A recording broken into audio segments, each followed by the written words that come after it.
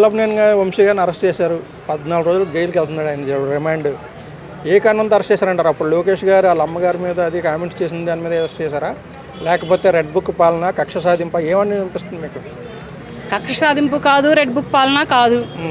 అతను మాట్లాడిన మాటలు, అతను ప్రవర్తించిన తీరు, అతను ఉన్నటువంటి పద్ధతులను బట్టే చేశారు. అసలు ఆయనకి రాజకీయాల్లో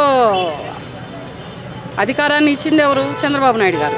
అతనికి రాజకీయ భిక్ష పెట్టింది ఎవరు? చంద్రబాబు నాయుడు గారు. అతనికి ఓనమాలు నేర్పింది ఎవరు? చంద్రబాబు నాయుడు గారు. టీడీపీ ప్రభుత్వంలో అన్ని నేర్చుకొని ఒక అధికారాన్ని ఉచ్చుకొని ఒక అధికారంలో ఉండి నువ్వు తర్వాత పార్టీ ఓడిపోయినమ్మటనైనా వేరే పార్టీలోకి వెళ్ళిపోయి వీళ్ళని ఇలా దుమ్మెత్తిపోయి ఎవరైనా పోస్తారు, పోయిరని నేను అనట్లా. కానీ అన్నం పెట్టిన చేతిని నరుకున్నటువంటి పనులు చేస్తారు ఈయన వల్లభనేని వంశీ గారు. ఒకటి.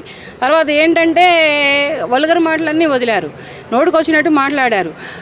ఒక ఇళ్లలో లేడీస్తో సహా లాక్కొచ్చారు బయటికి. ఆడవాళ్ళని ఎందుకండి లాక్కు రావడం? ఏవైనా ఉంటే మీరు చూసుకోండి. అసలైనా మాట్లాడే రైట్స్ మీకు లేవు.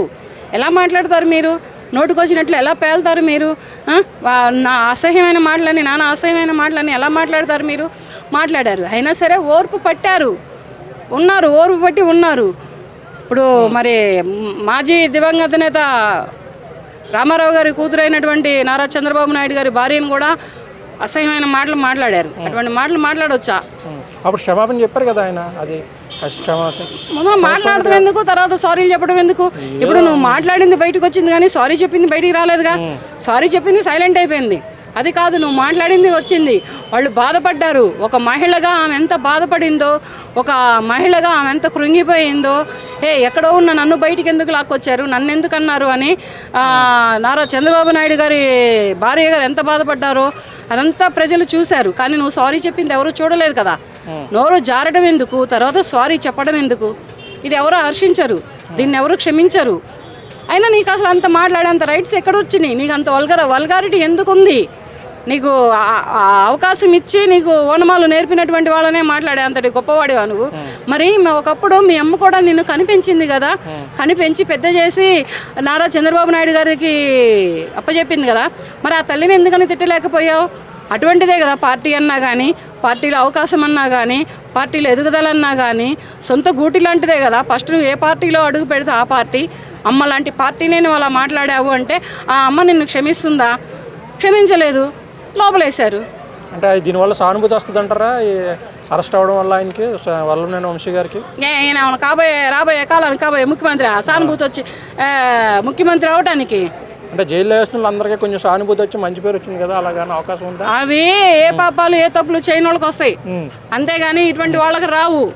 ఇటువంటి ఎమ్మెల్యేలకి ఎంపీ టికెట్లు తీసుకొని పార్టీ మారినమ్మటనే మాట్లాడే వాళ్ళకి రావు అవి. సానుభూతి వచ్చిద్దో లేదంటే వాళ్ళ ఊరు ప్రజలే చెప్పులను చీపుర్లతో కొడతారు. నీకెందుకురా అయ్యా నువ్వు మూసుకొని కూర్చోక అని. అంటే ఆయన విడుదలయ్యే అవకాశం ఉందనుకుంటున్నారా? విడుదల చేసి ఏం చేస్తారు? పెట్టి పోషిస్తానికి ఏమన్నా జైల్లో ఏమన్నా అయ్యాయింది? అంటే ఆడవాళ్ళు కన్నీళ్ళు పెడితే ఆ ఏడుపు తగులుతుంది అంటారా, అదే తగిలింది అంటారా? అంటానే ఉంటారు పెద్దలే కానీ, పండితులే కానీ అంటానే ఉంటారు. ఏమనంటే ఆడదాని జోలికి పోకురా, ఆడదాని జోలికి పోయావంటే అది ఒక ఏడు పెడిసిందంటే ఆ కన్నీళ్ళలో కొట్టుకుపోతావని.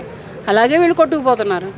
అంటే నెక్స్ట్ ఇంకా ఎవరయ్యా అరెస్ట్ అయ్యే అవకాశం ఉందని మీరు అనుకుంటున్నారు ఏపీలో? ఆ పార్టీలో ఎవరైతే పార్టీ మారినమ్మటనైనా దుర్భాషలు ఆడారో, ఎవరైతే పార్టీ మీద దుమ్మెత్తిపోసారో, ఎవరైతే ఆ పార్టీలో ఉన్నటువంటి ఎమ్మెల్యేలే కానీ, ఎంపీలే కానీ, ముఖ్యమంత్రులు భార్యలను బయటికి తీసుకొచ్చి మాట్లాడారో వాళ్ళకి అందరికీ వెళ్తారు లోపలికి. ఆ రెడ్ బుక్ ఏంటో నాకు తెలియదు. ఆ రెడ్ బుక్లో ఎవరి పేర్లు ఉంటే వాళ్ళు వెళ్ళిపోతారు. అంటే ఇది కక్ష చర్య అని అనుకోవచ్చు అంటారా? కక్ష సాధింపు చర్య అని ఎందుకు అనుకోవాలి? ఈయనకి నారా చంద్రబాబు నాయుడు గారి భార్య మీద కక్ష ఉందా? ఆమె ఏమైనా అనిందా?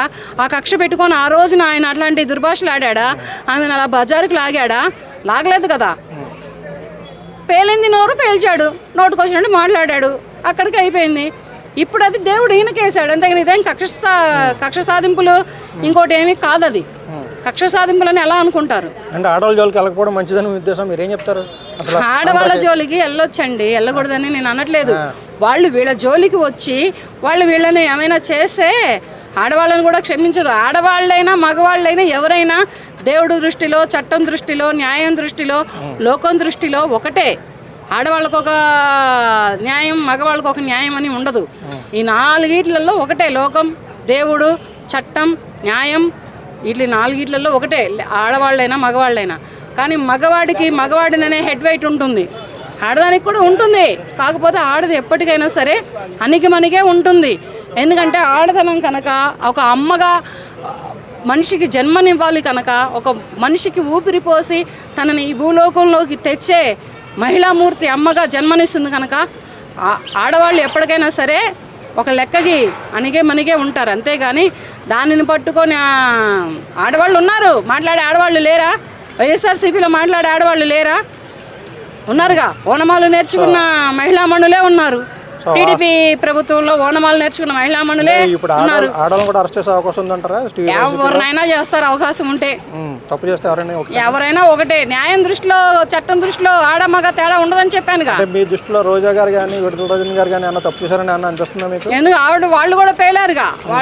వాళ్ళకి పెట్టింది కూడా చంద్రబాబు నాయుడు గారే. వాళ్ళకు కూడా తండ్రి బిడ్డని ఎలా ఒళ్ళో కూర్చోబెట్టుకొని ఓనమాలు నేర్పుతాడు, అలా రాజకీయ ఓనమాలు నేర్పి రాజకీయంలో అవకతవకలన్నీ నేర్పించి అన్నీ చెప్పించి అన్నీ చూపించింది ఎవరు? చంద్రబాబు నాయుడు గారే.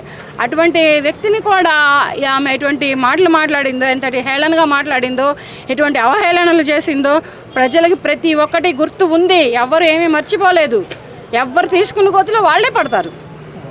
Okay, thank you.